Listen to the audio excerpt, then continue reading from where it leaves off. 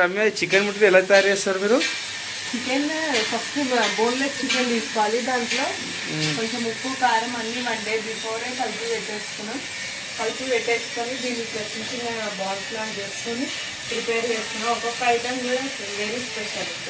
అవునా అబ్బా, ఈరోజు స్పెషల్ తినాలి. ఈ సేమ్ చికెన్ ముట్టలు టైప్ ఇవి? ఒక కిలో ఏమేమి వేస్తారు ఇలా? అన్ని మసాలాలు వేసుకోవాలి.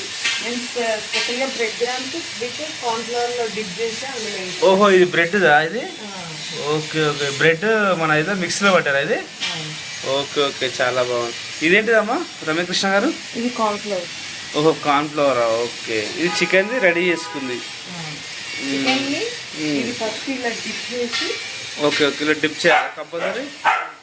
డిప్ చేసుకున్న తర్వాత బ్రెడ్ గ్రామ్స్. ఓకే ఓకే, దీన్ని ఇలానే ఆయిల్లో డిప్ చేసుకోవాలి. ఓ, వేడి వేడి చికెన్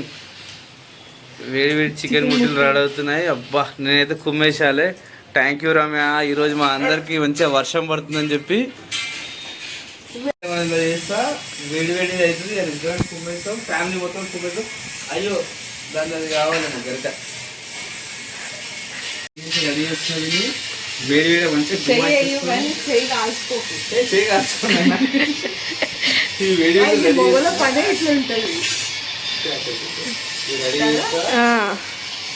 ఫుల్ కుమ్మేసే ఒక ఫ్యామిలీ.